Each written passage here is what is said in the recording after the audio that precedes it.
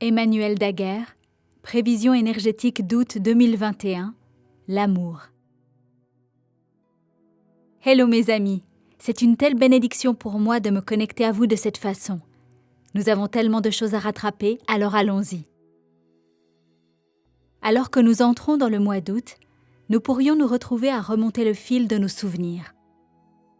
Si nous nous sentons bloqués ou incertains sur les étapes à suivre, réfléchir un peu sur le passé et noter comment nous sommes devenus plus authentiques au fil des ans peuvent nous offrir les conseils et le soutien nécessaires pour aller de l'avant. Ce mois d'août apportera particulièrement beaucoup d'énergie qui soutient l'amour et les relations. Si vous rencontrez des difficultés dans vos relations personnelles, ou si vous essayez de vous aligner avec un nouvel intérêt romantique, ce mois offrira des énergies de soutien afin de vous aider à guérir les problèmes du passé et à créer de merveilleuses connexions avec les autres. Il est important de nous assurer que nous sommes clairs sur le type de relation que nous souhaitons vivre et de l'affirmer activement. L'amour et la connexion sont les thèmes centraux de ce mois d'août. Et bien sûr, notre relation la plus importante est celle que nous avons avec nous-mêmes. C'est donc aussi le moment de vérifier comment nous nous traitons et de faire les ajustements nécessaires pour nous assurer que tout reflète la façon dont nous désirons vraiment être traités et aimés. L'amour. Pendant des éons de temps, l'idée humaine de l'amour a connu de nombreuses interprétations erronées dans la plupart des sociétés. Les doctrines religieuses et philosophiques, les médias et les traditions culturelles nous ont appris que pour connaître l'amour, nous devions le mériter. La plupart de ces idéologies nous ont également amenés à croire que nous devons souffrir pour connaître l'amour, ou que nous devons nous en inquiéter, le rechercher à l'extérieur de nous-mêmes, nous sacrifier pour lui, en éprouver de la douleur et du chagrin, nous attendre à ce qu'il soit conditionnel, et ainsi de suite. L'amour vrai et authentique est toujours facile, inconditionnel, expansif, joyeux, éternel, inébranlable et sans jugement. C'est simplement la façon dont les gens ont mal interprété l'amour qui a créé l'illusion qu'il est rien de moins que cela. L'une des choses les plus importantes que nous puissions faire pour guérir est de redécouvrir ce qu'est réellement l'amour et ensuite de commencer à aimer complètement. Nous commençons par nous aimer nous-mêmes, puis le monde qui nous entoure. Depuis tant de générations, on a enseigné à la majeure partie de l'humanité que c'était une erreur de s'aimer et de s'honorer aussi complètement qu'on nous apprend à aimer et à honorer les autres. Cette tradition est en fait l'une des principales raisons pour lesquelles l'humanité s'est éloignée de la connaissance de sa divinité et de qui elle est vraiment. On nous a appris à chercher la réponse à l'extérieur de nous-mêmes, alors que depuis le début, elle se trouvait dans chaque fibre de notre être. Cette époque est en train de s'achever rapidement, car les gens comprennent de plus en plus que pour être la version la plus épanouie, ouverte, heureuse et aimante de nous-mêmes, nous devons d'abord commencer par nous aimer vraiment. Pour le mental, cela peut ne pas être facile à accepter, simplement parce qu'on ne nous a pas appris à nous aimer. Pour inverser la situation, nous pouvons donc nous poser des questions telles que « Comment l'amour inconditionnel me traiterait-il s'il était incarné en tant que personne ?» Et comment puis-je m'ouvrir à être cette personne ? Je vous invite à dresser une liste de toutes les façons dont une personne inconditionnellement aimante vous traiterait. Serait-elle généreuse, bienveillante, sans jugement, amusante, enjouée, respectueuse ? Vous donne-t-elle l'impression d'être vue, entendue, appréciée ? Vous fait-elle des cadeaux ? Chante-t-elle pour vous ? Vous emmène-t-elle faire des promenades spéciales dans la nature ? Et bien sûr, la liste est longue. C'est toujours merveilleux de se connecter avec une âme sœur de notre tribu d'âmes, quelqu'un qui peut nous renvoyer ses qualités. Cependant, pour que cela se produise de la manière dont nous le souhaitons vraiment, il est important que nous commencions d'abord à nous montrer comme étant notre propre âme sœur. Un éveil renouvelé. Ce mois-ci nous offre également un sens renouvelé d'éveil. Les éveils peuvent prendre différentes formes et signifier différentes choses à différents moments de notre vie. Il existe de nombreux enseignements, points de vue et écrits sur ce sujet dans de nombreuses communautés spirituelles et conscientes. Un éveil n'est pas tant une destination que nous finissons par atteindre, qu'une façon d'être qui nous permet de devenir de plus en plus notre propre esprit. Lorsqu'un groupe ou une culture particulière atteint un certain niveau de conscience, un environnement propice est créé pour une ouverture énergétique. Cette ouverture est une sorte de porte ouverte ou de portail dans lequel nous pouvons entrer énergétiquement afin d'expérimenter de grands changements de conscience. L'environnement dans lequel nous nous trouvons en ce moment nous a fait entrer pleinement dans l'espace où un puissant portail d'éveil se trouve juste devant nous.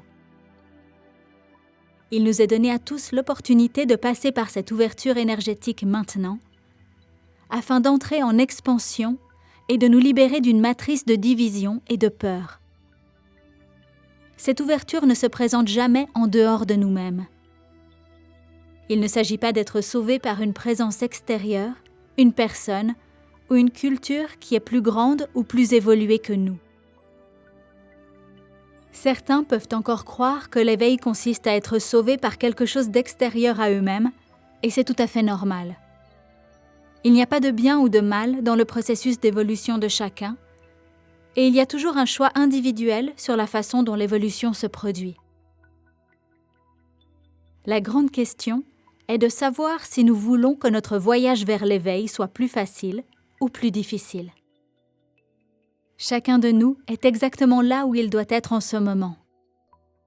Ce portail d'éveil que nous avons co-créé ne se fermera pas avant que nous soyons prêts à le franchir. Il ne laissera ni vous ni personne derrière. Chacun de nous avance simplement à son propre rythme. Il n'y a pas de jugement sur le rythme qui est le bon. Chaque rythme est parfait et divin pour n'importe quel chemin d'évolution et d'expansion sur lequel nous sommes. Ce portail d'éveil que nous avons créé est aussi proche de nous que notre souffle sacré.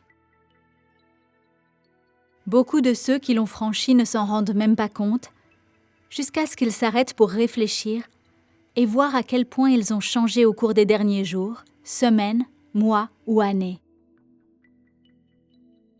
Pour savoir si vous avez franchi le pas de votre éveil, pensez simplement à ce que vous étiez il y a 6 mois, ou 1, 2 ou 5 ans. Pensez aussi à comment était le monde à l'époque et comment il est maintenant. Est-ce que tout est pareil ou est-ce que tout a changé de manière importante? Symptômes d'éveil. Avec l'immense quantité de lumière puissante qui afflue chaque jour sur notre planète, il est important d'honorer notre processus d'intégration. Beaucoup d'entre nous en sont venus à reconnaître les signes de ces intégrations comme des symptômes d'éveil ou d'ascension. Pour ceux qui ne sont pas conscients de ce que sont ces symptômes, la liste suivante offre une certaine clarté sur ce que des millions de personnes vivent en ce moment. Bien sûr, si vous ressentez un symptôme physique ou émotionnel dont vous n'êtes pas sûr, consultez toujours votre praticien de santé holistique pour vous assurer que tout va bien. Si nous ressentons l'un des symptômes suivants, il est important de nous donner la permission de les ressentir plutôt que d'y résister. Les ressentir nous permet de les traverser plus facilement, plutôt que de continuer à les recréer dans notre réalité. En les ressentant, nous permettons au processus d'intégration d'avancer beaucoup plus rapidement, afin que nous puissions redevenir notre soi optimal. Les symptômes d'éveil peuvent se manifester physiquement comme suit. Anxiété, changement d'appétit, gain ou perte de poids, perte de mémoire, sonnerie dans une oreille, vertige, sensation de désorientation, pression dans la région du troisième œil ou des tempes, presque comme un mal de tête, crampes musculaires, sens et conscience accrus, changement dans les habitudes de sommeil, maux d'estomac, bouffées de chaleur, fatigue, sensation de faim permanente. Les symptômes d'éveil peuvent se manifester émotionnellement, comme haut et bas émotionnels, pleurs, colère, humeur changeante, irritabilité, éclat de rire, inquiétude, dépression, analyse excessive des situations ou des événements, beaucoup d'énergie physique inexpliquée et non focalisée. Quoi qu'il arrive, prenez soin de vous maintenant, en sachant que tout passe lorsque c'est pleinement accepté, ressenti et honoré. Notre prochaine aventure. Ce mois-ci nous aide également à dire oui à nos prochaines aventures. L'une des choses qui empêche la plupart des gens de vivre pleinement leur vie est la peur de l'inconnu. Du point de vue de notre esprit, l'inconnu n'existe pas, car notre esprit sait déjà tout de nos futurs potentiels. Oui, notre esprit est un je sais tout, d'une manière qui n'a absolument rien à voir avec l'ego. Consolons-nous dans le fait que notre esprit sait exactement ce qu'il doit faire pour prendre le meilleur soin de nous et que notre seul travail est d'honorer les conseils qu'il partage avec nous. Imaginez les possibilités extraordinaires auxquelles nous nous ouvrons instantanément lorsque nous abandonnons notre peur de l'inconnu. C'est maintenant le moment de libérer notre peur de l'inconnu, car pendant que les énergies du soleil sont dans le lion, elles vont nous dynamiser afin d'aller au-delà de toutes les limites que nous nous sommes fixées. C'est le moment de remarquer les opportunités incroyables qui vont commencer à se présenter pour nous aider à enrichir notre vie. Et quand quelque chose nous semble bien, il faut y aller. Que ce soit dans le domaine des relations, de l'environnement, de la carrière, de la santé et du bien-être, de la créativité, etc. Le moment est venu de nous ouvrir aux bénédictions attendues et inattendues qui se présentent à nous. Alors que nous commençons nos nouvelles aventures, il est important d'être flexible et adaptable. Permettons à notre esprit, à la vie, de nous guider dans le voyage qu'il souhaite nous faire faire. Cela peut parfois être un peu difficile pour le mental. Cependant, s'il n'y a jamais eu un moment parfait pour nous laisser être libres, c'est bien celui-ci. Ce n'est pas le moment d'hiberner. C'est le moment de sortir dans le monde, de nous engager pleinement et de partager l'amour, les rires joyeux et les belles énergies qui sont à notre disposition. Jusqu'à la prochaine fois, miraculeusement vôtre, Emmanuel.